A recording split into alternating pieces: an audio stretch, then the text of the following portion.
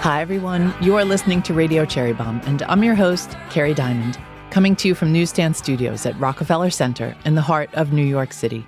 I'm the founder and editor of Cherry Bombe magazine. Today's guest is Genevieve Ko, senior editor and columnist of New York Times Cooking and the Food section. If you are a big cookie nerd like me, then one of your favorite times of the year is the New York Times Cookie Week reveal. Each year, the Times unveils a series of show-stopping cookies made by their cooking team all-stars, and this year's lineup is very special. Lots of our faves, like Claire Saffitz, Samantha Seneviratne, and Melissa Clark, contributed recipes. Think Bûche de Noël cookies, turmeric lemon crinkles, and cheesecake stuffed ginger cookies, just to name a few. Lucky Genevieve gets to coordinate the entire package, and she's joining me in just a minute to talk about this year's bakes. No doubt you're going to want to make some of these cookies, and I am guessing a few of you already have. Stay tuned for my chat with Genevieve Ko. Today's episode is presented by Kerrygold. Have you noticed that butter is having a moment? I've seen handbags sculpted out of butter, little couches made from butter pats, tiny butter cherubs, even butter-colored nail polish and fashion. The world is butter obsessed. But you know who loves butter more than most? The folks at Kerrygold. They've been perfecting their craft for decades, using milk from Irish grass-fed cows to create their famously rich, creamy, golden butter. There's a reason Kerrygold is beloved by everyone from home cooks to the world's top culinary creatives. It's just better butter. Kerrygold salted pure Irish butter has a butterfat content of 80%, while the unsalted version has a butterfat content of 82%. And that beautiful yellow color, it's thanks to beta-carotene, found naturally in milk from grass-fed cows. Want to get in on the fun? Get yourself some Kerrygold and whip up some flavored compound butter, fill some fancy butter molds, or sculpt one of those gorgeous butter mounds for your next dinner party or get-together. Visit KerrygoldUSA.com to learn more, get recipes, and find a stockist near you. If you're looking for a great holiday gift, we have lots of options for you at cherrybombe.com. There's the Cherry Bombe membership, which comes with lots of perks, our C-Suite membership for the power babe in your life, subscriptions to our print magazine. Yes, we have a print magazine, and it is gorgeous. And tickets to our upcoming Jubilee Conference, taking place April 12th in New York City. Jubilee is one of, if not the, largest gathering of women and culinary creatives in the food and drink space, and it is always a great day. Tell someone you love that they are the bomb. Visit cherrybombe.com for all of this and more. Now, let's check in with today's guest. Genevieve Ko, welcome to Radio Cherry Bombe. Oh, thank you so much for having me. Because it's your first time here, I would love to know more about you. You have such a fascinating job, and just to put so much cool stuff out into the world for all us food lovers. Let's start with where you grew up. Yeah, sure. I grew up in Monterey Park, California, which is right next to East LA. And now you are back in LA. And now I'm back in LA just as of a few months ago. Yeah, I'm back in LA. New York's loss is LA's gain. Let's hope. Yeah. What was it like growing up out there? It was such a beautiful community where I was. It was interesting because I grew up in an Asian enclave in Los Angeles, but right next to East Los Angeles. So I really grew up in a community that was primarily kids and families who are from Japan, Hong Kong, Taiwan, and Mexico. Yeah, so it was a really interesting upbringing in that way. And the food, oh my goodness, the food was phenomenal. It was phenomenal because everyone was only cooking for their own communities. I had no sense that that was special or different. It was all I knew. And so going on play dates after school, right? Maybe it was rice and beans, or maybe it was onigiri, like little rice ball. It was so many wonderful things. Like people would bring tripe for lunch, and it was totally the norm, right? If somebody brought a bologna sandwich, it was like, what is that? What do you have there? So from a food perspective, it was glorious. Did anyone cook in your house? So neither of my parents actually really cooked much. I had a babysitter who was really into cooking. We would watch all the shows together, right? So we would watch Julia and Jacques and Martin Yan. She didn't speak English, so we would also watch the Chinese channel cooking shows. And that was really fun. And I would cook with her, make dumplings. I was thinking about this recently. I had this memory of she was always cooking, and she would do things like cure her own pork belly. We'd have it hanging outside, and it was really fun. Yeah, it was really fun. I don't know that I was that helpful. She didn't really let me help that much once it got to the actual cooking, because stir frying especially is so hot and so fast. But definitely, folding wontons and prepping vegetables. Yeah. What food did you love as a kid? Oh, I loved everything. It's one of those things now as an adult working in food, people say, when did you know? And I think as a kid, you have that moment either with friends or even my siblings, I guess, where you realize, oh, maybe not everyone feels as strongly as I do about every single thing that I get to eat. So I loved everything. But, the first thing I made on my own was cookies. It was baking. Yeah. So I had an aunt who lived in Vancouver, and she would come and visit, and she was a baker. She was the only one in my family. Baking is not really a thing in Hong Kong where they all grew up because people don't have ovens in their homes. There were bakeries in Hong Kong. But she really was such an excellent baker.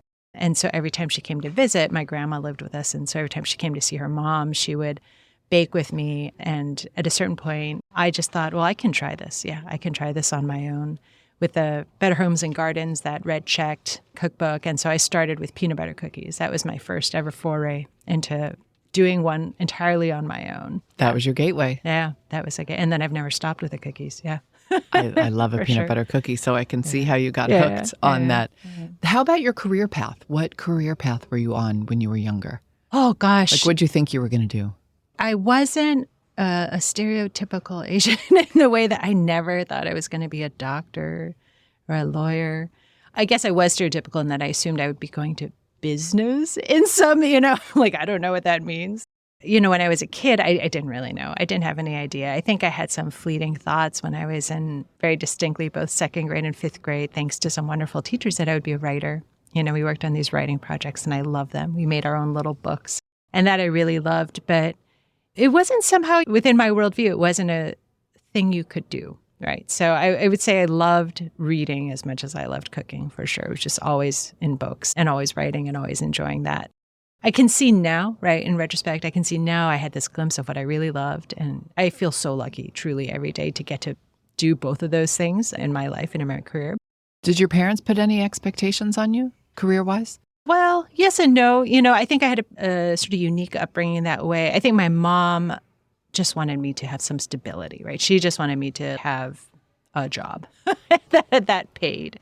My dad was an architect and very much an artist in spirit. And so he was a big proponent of doing what you love, getting out there, like put yourself out there, take risks, don't take no for an answer. So there were two different messages, one being like, try to do crazy things. And the other being like, please don't do any crazy things. Please just get a job. So when I graduated from college. Mixed messages from the folks. Yeah. When I graduated from college and I had the option between a creative path that I wanted to pursue and a very stable job in education, which was also really interesting to me. I started in education. But it was also partly because the structure of it at that time, I couldn't afford it. I couldn't afford to do the creative internship. And so having the salary with the benefits was good. But I also can now see, again, it was such an amazing job. I loved it. I learned so much from it. It was actually what got me started on my path in food. So it was really, really a lot of fun. We'll be right back with today's guest.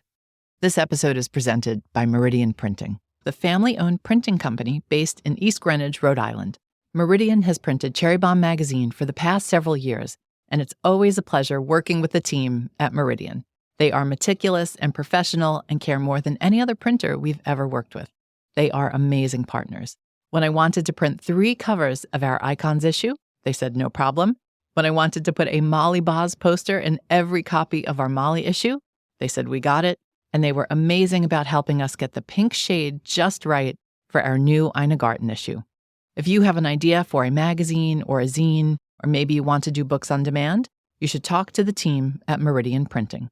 Visit meridianprinting.com for more information. Cherry Bombe's next Jubilee Conference is taking place in New York City on April 12th. Early bird tickets are on sale right now at cherrybombe.com. If you're an official Bombe Squad member, be sure to check your inbox for special member pricing. Jubilee is a conference we started in 2014 as a way to bring women together for networking, conversation, and community.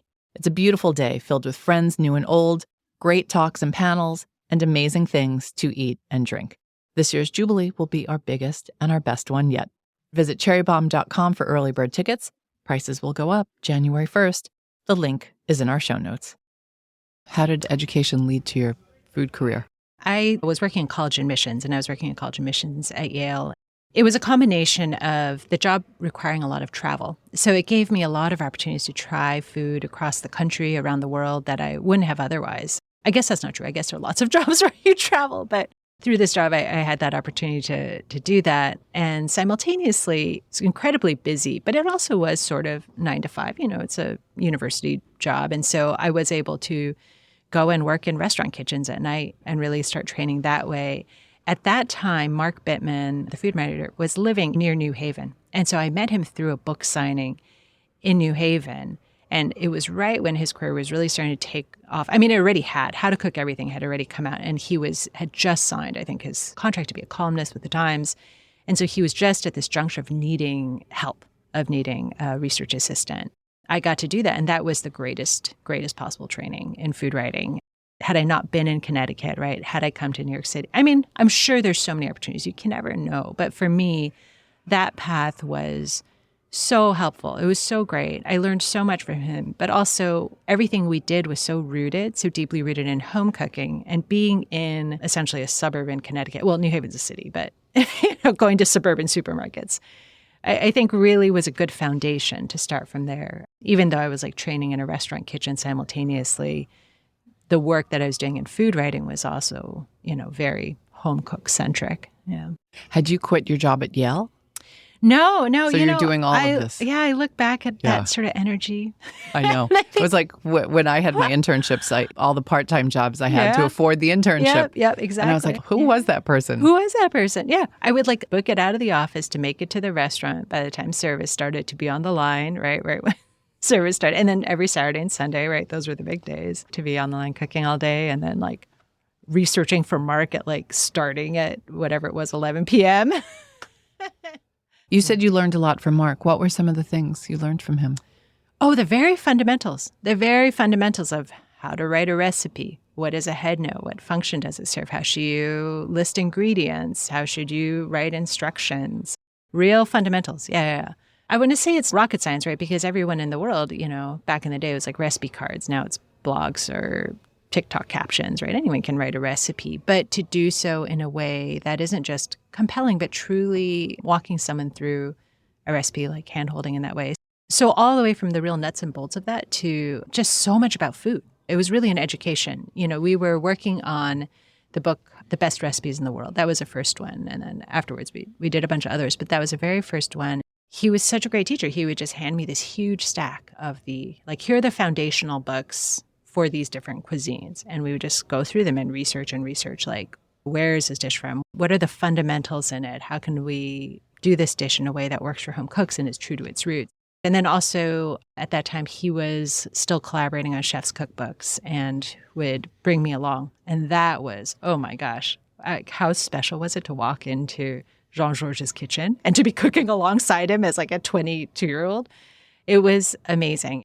And Mark's busyness was my gain, and he was very generous in that. And you know what, I don't have time to do this. Can you take this over? And I was 100%.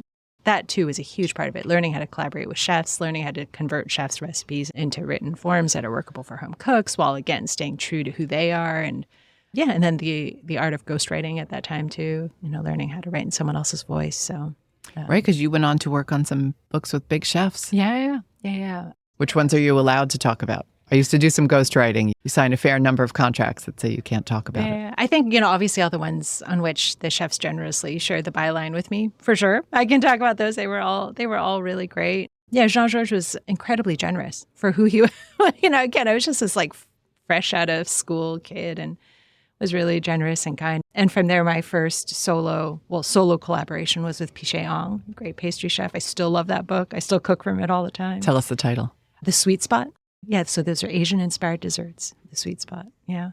And then since then, a lot of books. And I think the collaborations that we've had with Cherry Bombe would be with Carla Hall, for sure. Amazing. We've done 3 books together. Katie Button, just so wonderful too, working with her in Nashville. And then, of course, sort of in between all that, got into the magazine world here.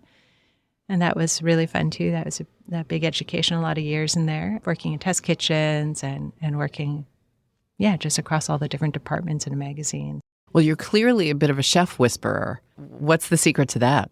Gosh, it's really listening. It's not the whispering, right? It's the listening. It's trying to hear what story they're trying to tell, understand what dish they're trying to really execute, being mindful of their fundamental needs as a restaurant owner or a chef in a restaurant, and then trying to find the threads and trying to see where the story is. I think I was very lucky in a lot of the collaborations I pursued. Well, sort of chicken and the egg, right? Like I pursued collaborations or agreed to collaborations where I really felt like there was a story to tell. When you see or know that there's a story to tell, well, then it really naturally unfolds. So I'm trying to think of an example. Oh, with George Mendes, right? At that time, Portuguese cuisine wasn't quite on the radar yet, but boy, at Aldea, his restaurant that he had in the Flatiron District, boy, was it delicious, right? So I was like, oh, there's very clearly a story to tell here, not just of this restaurant, but of a whole cuisine and the way it's come here. And, and we did both go back to Portugal, but also to his community in Connecticut, his large Portuguese American community. And yeah, there are times when the story, if there isn't a story there, it's pretty tough. But when you just see it and hear it right away, yeah, I think that's where, a lot of listening, a lot of asking questions, I hope gets you to a great book. All right, let's talk cookies. Yes. Did you grow up making cookies? Did you love cookies as a kid? Cookies were the very first thing I made. I think there's a narrative that so many people have with cookie making, like next to my mom, next to my grandma, special old cards. And it's such a beautiful thing that I did not have. Well, thank goodness you had your aunt, but I did have my aunt. She wasn't a cookie baker, interestingly. She wasn't a cookie baker. She made the most glorious sponge cake, which is actually in my baking book just because, that sponge cake means the world to me. But she wasn't really a cookie baker. Sponge cake, muffins, a few other things. Are you a millennial? I think I'm technically Gen X, or what is it called? Xennial. I'm like in that, like, right. Got it. Yeah. Because we didn't grow up with great cookies, like packaged cookies. No, like Chips Ahoy is the only one I can remember. I guess Oreos. Yeah. But we didn't even really have double stuff for, I don't know. When Pepperidge Farm felt like the fanciest thing in the world. And we did grow up with the blue Dansk tins. Oh, the Danish cookies. Cookies, yeah. The blue tins of the Danish cookies. That was very special. I know a lot of people have a lot of nostalgia for different cookies, but even as a kid, I loved the circus animals that were coated in the icing with the sprinkles because they're so cute. But even as a kid, I would bite into one. I was like, this is not good. I don't want to eat this. Like, this is not great. Keebler had some good cookies. But I liked a Girl Scout cookie. Oh, I loved a Thin Mint. The Thin Mint was always my favorite. Yep. Yeah, it still is. Were you a Girl Scout? I think I was for one season for the explicit purpose of being able to both sell and then have an excuse to buy a lot of boxes of cookies. Yeah. But cookies were so attainable as a child. I think I was like 8 or 9 when I made those peanut butter cookies, right? It felt like I can do this. My parents didn't buy me an easy bake oven. I don't even remember if I asked because I think they were just like, why not just use the oven? Yeah, I don't think I had I don't think they cared. And it was, it was a rough start. I was truly doing it on my own. I mixed up the salt and the sugar. No. Yeah. So I took that first bite and it was really sad. But maybe this will speak to my temperament. It was like sad for a second. I was like, let's do it again. No way. This is not it. And then, but that taught you how to taste at an early age, I bet. Well, I mean, all you could taste was salt. It was like a cup of salt. I'm amazed so many people don't taste as they go. When they cook. I mean, you obviously do because you've been trained by some of the best chefs in the world. But tasting, I remember Alice Waters talking about that all the time. Yeah. You have to taste. You have to taste. Yeah, it's a very weird, I think most home cooks really don't. It's a very hard habit to get into if you haven't at some point, right, really established that. Yeah. I think a lot of the best intuitive sort of natural home cooks, right, who don't follow a recipe at all, it's partly some natural intuition, and I think also they're just tasting a lot as they go. Yeah. I wind up tasting so much when I cook. I've used every single spoon that I own. That's very funny. That's very funny. Well, let's talk about Cookie Week. Yes. I look forward to Cookie Week every year. Good. I just think it's such a fun time of year. It's also a busy time of year, so I don't really have time to make all the cookies, but I wish the Times would open like a little bakery. And just sell for Cookie Week. A whole box. Yeah. I promise you. Next year. Our marketing people are probably hearing this and like, ooh, okay. But anyway, we're here to talk about this year. So I'm yes. so curious. Genevieve and I are talking before they have unveiled all the cookies. And the unveiling's always a big deal. Yes. So what are the highlights this year? we're always leaning into like, hey, where's that moment of joy that we can really give people? Where is that like spark of something that just sort of feels new and exciting? And of course, they're always sort of foundationally grounded in some familiarity because they're cookies.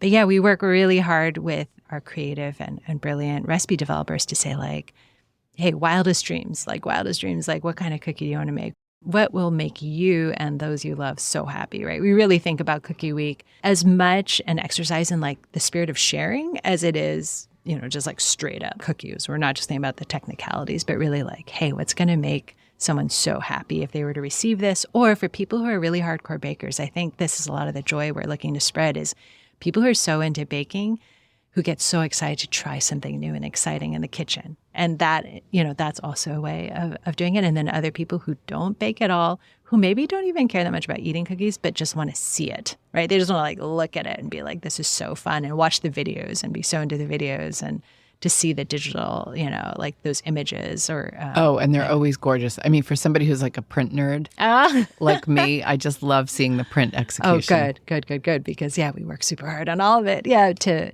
bring it all together, to bring people that kind of joy. Yeah. And then we are looking at the technicalities of like, okay, is there something nutty? Is there something chocolatey? Is there something crunchy, chewy, soft? Just to hit all those marks for every taste. How competitive is it? How do you decide who gets to contribute a cookie recipe? Oh, that's so interesting. I have never, ever thought of it in a competitive sense. Okay. I think neither So cookie... Melissa Clark doesn't wake up January 1st and she's like, I'm having a cookie this year. Oh, gosh, no. The spirit of... here's the spirit of it. I was going to say what I call our NYT cooking family is really how I think of it. Of course, we have, a team of staff, but we have such a big group of freelancers, both developers, testers, food stylists, photographers. And I really think of us as a family. And among the developers, oh gosh, that is a good question because I've for sure worked at different magazines and test kitchens. I guess it is conscious, but it hasn't really had to be, of wanting to create a spirit of collaboration and sharing. So that same spirit of like, okay, which cookies, will make people want to spread joy. I think we even feel that same way in the planning process. It's truly not competitive. It's really gracious. We try really hard to mix it up each year a bit so that we can spread the love and joy among even our developers for different people to have opportunities to share what they've got, because we are limited by a week. Yeah. But it's not really a limit. I don't want to call it a limit, and I think... Well, you have to have some kind of limits. You can't have of course. We do have to have recipe. Some kind of limit, but I guess I should have said at some point, right? So my job is sort of overseeing the recipes and cooking content of what we do at NYT Cooking. So we have these Cookie Week cookies, but also throughout the rest of the month of December, we have some of our other really brilliant, wonderful bakers doing other cookies through other stories, having them live on site. So they're not the only cookies that we're publishing in December. They are attached to the videos. But even as we're figuring out which cookies to do, the sense of graciousness among the team is amazing. Well, I think we're happy to hear it's not a cutthroat cookie competition. Oh, gosh, no. So Melissa Clark does not wake up in January saying, which one is mine this year? Melissa Clark comes in at the end and say, hey, guys, I will do whatever you need. Because as we all know, Melissa Clark can do anything anyone needs anytime. Like, she is a superhero cookie maker. We love Melissa Clark. Yeah, and so it's good karma cookies across 100%, the board. Yeah, great. Every year. And with every project, I'll say, Melissa brings the spirit of like, you tell me what you want, I'll give it to you. And of course, she comes with brilliant ideas. She's like, hey, I was thinking this or that or this. And does she have a cookie this year? Oh, of course. Oh, let's start with hers gosh. Then. She did bring so many great ideas to us, and we landed on a spin on one of her most beloved cookies on her site, which are her perfect black and white cookies, right? Everyone loves those black and white cookies. We're doing red and white peppermint cookies. Of course, though, it's not actually like a black and white cookie because the cookie itself is a shortbread. So super buttery, delicious. Not that cakey. Not cakey. Black and yeah, white. not a cakey cookie. But the icing is a similar sort of icing, but instead of the black and white, the red side is that peppermint. I haven't seen the photos yet, but the food styling is always chef's kiss. Okay, well, just wait till you see these. Just wait till you see these red and white cookies because, yeah, they're fantastic. They're fantastic. What cookie should we talk about next? Oh, I think one of the ones I'm really excited about is, in fact, not a cookie. It is a cookie, but it's, So Sohla is doing Holiday Rocky Road. I just always love to learn something new. when she pitched this, I was like, ice cream? And the answer is no. Actually, like we all in America know Rocky Road as ice cream, but it's actually an Australian treat that's really like fudgy. It's like a fudge just studded with all these like fun things. You can do whatever you want in there, gumdrops, marshmallows. It's one of those things where I'm always pleasantly delighted by a treat where I'm like, oh, this is not my thing, right? I look at it, I'm like, oh, this is not my thing. It's going to be, too sweet or too candy forward. But then I take a bite and I'm like, oh my God, this is amazing. I love it. It's so fun. And it's one of those, for sure, I think kids, like anyone can do it. It's really, really fun. Marshmallows? Anything. Marshmallows, gumdrops. Kind of references her cookie from last year. Oh, her rainbow rave. Like those ones that were just coated with all the... Yeah, Sohla definitely brings the fun, and which is, I mean, everyone does. Everyone does. She brings the color. Which is so magical this time of year. So Sohla's is kind of a non-cookie cookie. I saw on the list Claire Saffitz's Bûche de Noël cookies, and I was like, okay, I need to learn about these. Okay. Well, Kerry, I'm pretty sure you're going to swoon when you see the photos, because I definitely do. They're so, so amazing. She's taking the spirit, right, of a Bûche de Noël, but turning them into these bite-sized cookies, and she's doing chocolate on chocolate. So it's more like if you imagine a rugelach. So it's like a rugelach with this beautiful chocolate pastry dough wrapped around more beautiful dark chocolate. And it is just absolutely stunning and gorgeous, and it really does capture both the spirit of a Bûche de Noël and also of a rugelach, where you have like, but it's like pastry. It's so Do they look perfect. like tiny Bûche de Noëls? They're gorgeous. They look like teeny tiny Bûche de Noël. Yeah. Claire loves a project. Oh, it is a project. Is this one for the project baker? 100%. I've looked at the recipe so many times and I've like tried to calculate it. I'm going to find a day on my calendar where I'm just going to actually block out the afternoon because I 100% want to do it. I think the thing I love so much about Claire's recipes, because we have found this again and again, she gives us projects sometimes. They're not always projects, but we assign her projects because she is able to both write the recipes and then explain them in video in such a way that if you have never, ever, ever baked before in your life, you can do it. It might not look like the photo, but you can 100% do it, and you're going to have something really, really delicious to eat at the end. I mean, that's our guarantee for every single recipe, but it's a special skill to be able to do that with such a, I don't want to call it so complex, but sort of. It's pastry, it's rolling, it's cutting. But yeah, it's one of those, if you watch the video with Claire and you follow her directions, you follow the recipe, you can absolutely make them. I'm super excited for those. There's a reason all of them are superstars. Those three women. For sure. The package is always styled so beautifully. Yeah. Who did it this year? Well, one of our actual Cookie Week bakers was also such a talented stylist. So Samantha Seneviratne. Oh, we love Sam. We all love Sam. She was on our cover. Yeah. So she's fantastic. Her style is to do these baked goods where you really, like, brown is beautiful. I love that about her baked goods. They always have this like rustic coziness to them. They're so, so, so delicious. And she did a gingerbread cookie, but she actually stuffed them with a cream cheese filling on the inside. Yeah, so I love that you look at these cookies and you're like, oh, gingerbread cookie. But then you take a bite and it's filled. Cream cheese frosting in any form, I'm a total sucker for, but inside a cookie, love it. I love it. She also recently did for us, it's up on the site now, a gingerbread cake with a mascarpone frosting as well. Love that flavor combo this whole season. And to do it in these cookies, I love that she did it in this way where she stuffed them so that when you bake it, again, it's all cookie on the outside because you can absolutely then pack them in a box. I don't think I've made a stuffed cookie. Can you walk us through a little bit of 100%. how you do that? Yeah, the very first step is actually to make the stuffing part, because what you do is that you then have these like dollops of that stuffing. You freeze it. You just want to get it super frozen. Okay. Yeah. So you have that in the freezer while you make the dough, which the dough is really a lovely, lovely, straightforward sort of drop cookie dough. And then once you've rolled that dough into a ball, you make a little indentation and you put your little frozen stuffing in there and seal up the ball and roll it back up. It's not even tricky. The only part about it is like planning ahead so you have enough time to freeze the filling. But that doesn't even take that long because you're just like little balls of cream cheese frosting. And I love a gingerbread cookie too. So good. Is it a little chewy? Of course. Yeah, absolutely. But then it's coated in sugar, so it has that crackle too. Yeah, Sam, if you've got any of those kicking around, you'll know take who to call. extras. Oh, I'm so excited. Which one's next? Another one I'm super excited about is Vaughn's rum buttered almond cookies. the season is the season for rummy flavors, right? I'm a huge nut person. I will always, always want nuts in my cookies. And so Vaughn makes these beautiful almond flour-based cookies. And then they're also coated in slivered almonds. And there's sort of rum just running throughout, rum and butter, running throughout them. They're so delicious. These cookies are sort of just naturally gluten-free because they're made with almond flour, so tasty. And I love, love, love being able to give people, like people who can't have flour, I want them to have, same thing. I want them to have that same cookie joy. Like I imagine it is super sad to not be able to have every cookie. So to be able to give them these cookies that are, regardless of whether or not there's flour, they're so, so tasty. Oh, that's good to hear that you have an offering like that.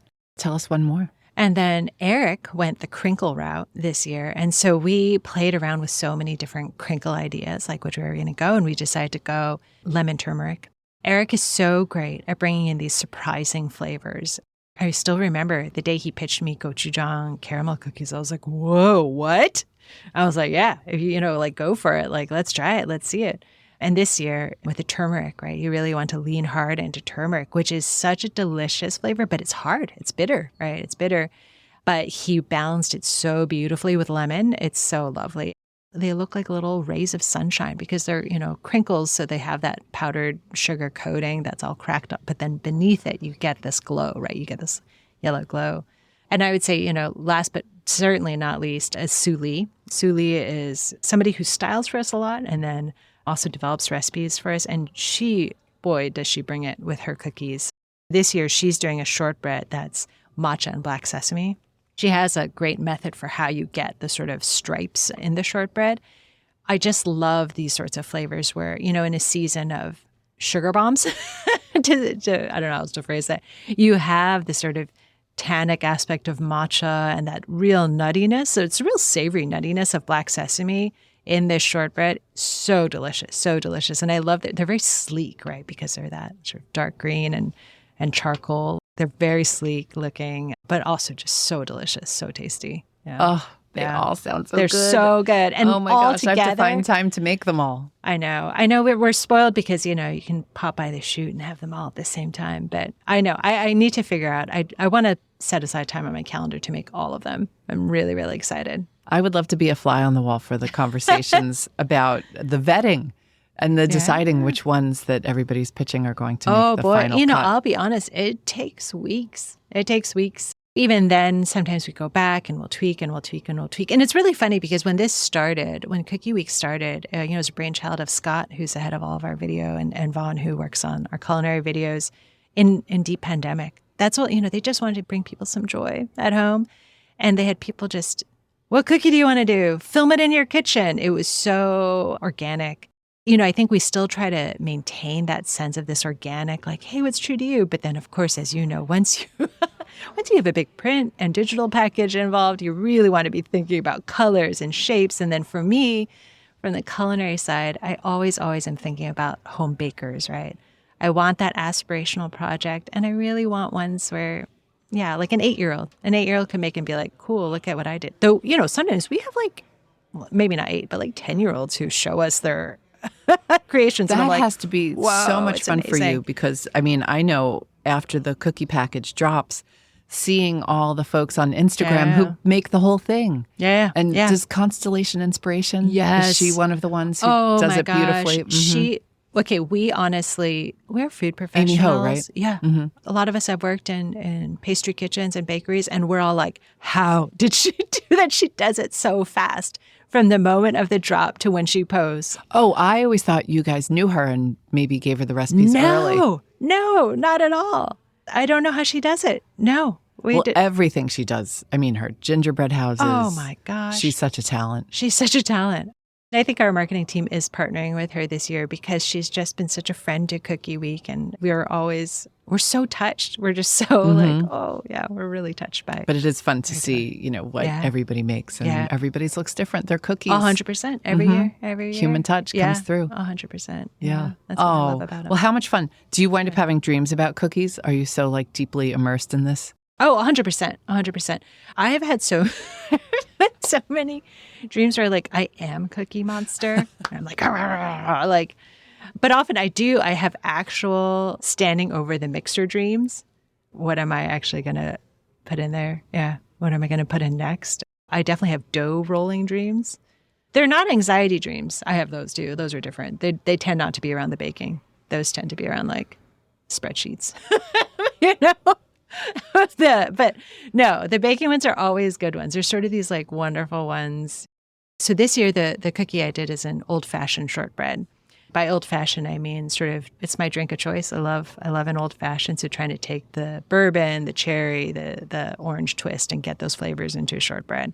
The shortbread is that really short, buttery shortbread. It's sort of a shortbread that feels old-fashioned, but it's also studded with bourbon-soaked dried cherries and orange peel. And then I do a bourbon wash.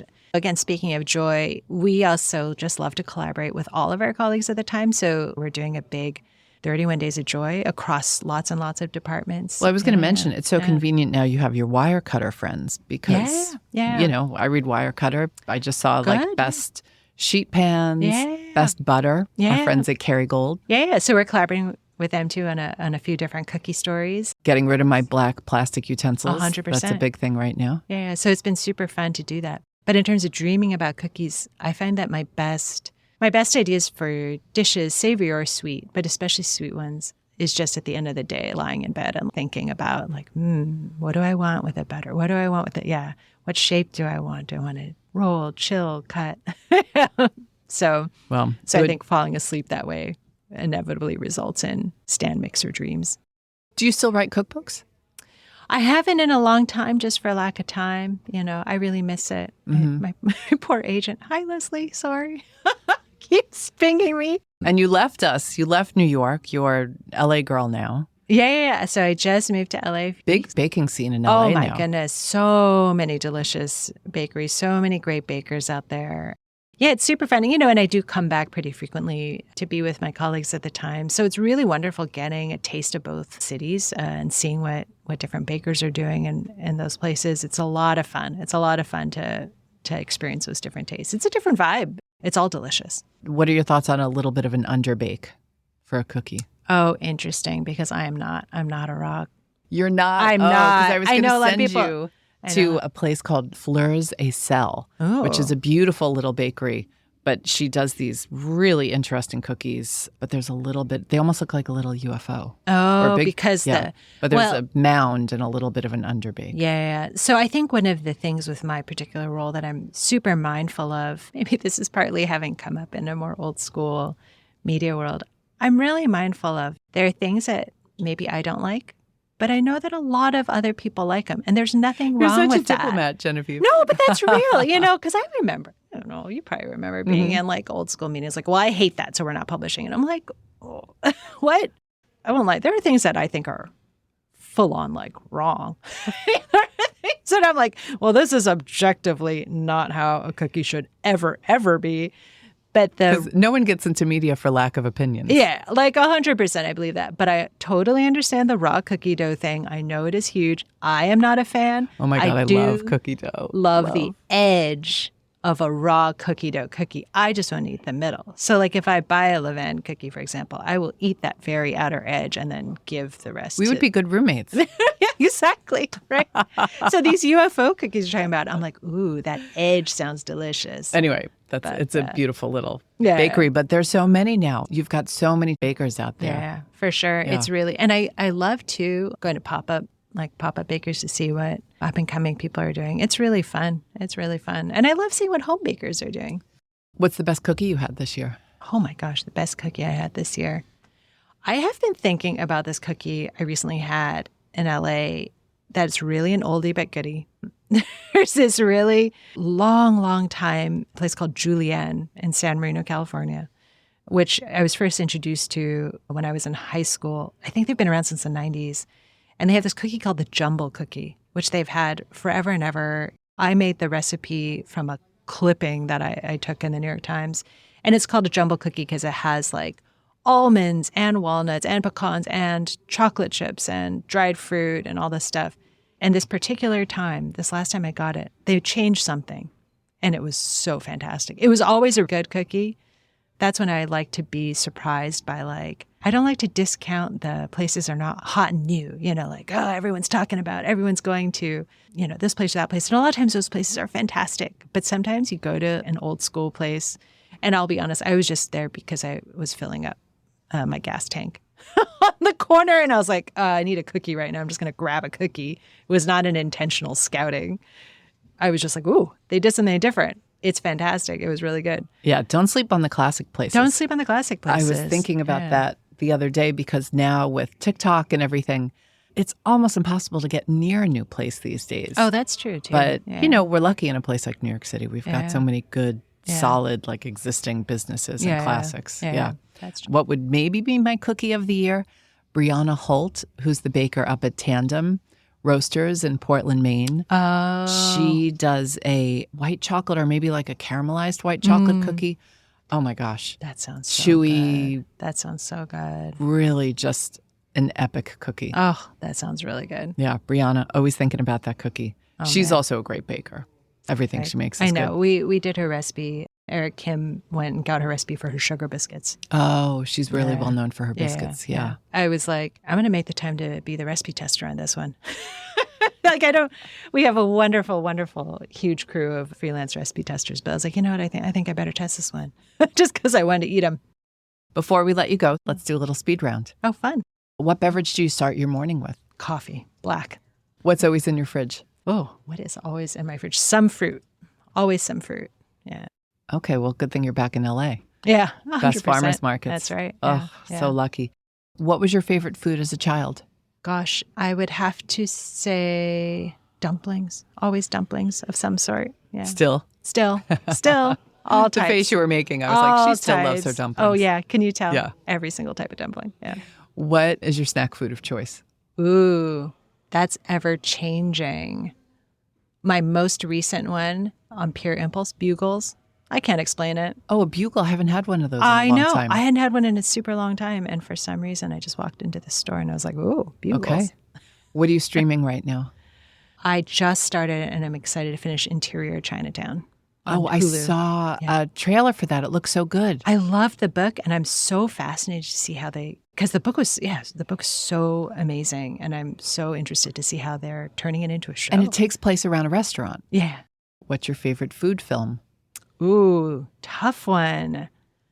There's so many. I mean, probably Eat, Drink, Man, Woman. Dream travel destination. Maybe because we were just talking about it earlier. Portugal. Portugal is amazing. I think it's now apparently overrun with tourists. Oh. So can I go back in time? To over, but still love the country. What is your most used kitchen implement? Oh, knife.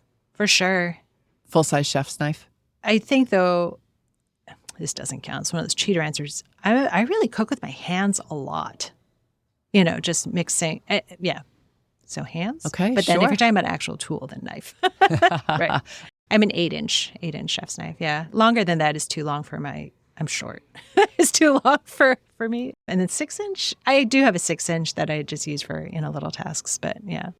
Final question, and I have no idea what your answer is going to be. Oh. If you had to be trapped on a desert island with one food celebrity, who would it be and why? 100% Carla Hall. Yeah, we really got to know each other so well through working on these cookbooks together, really consider each other friends and we know each other's families. We watched each other's kids grow up.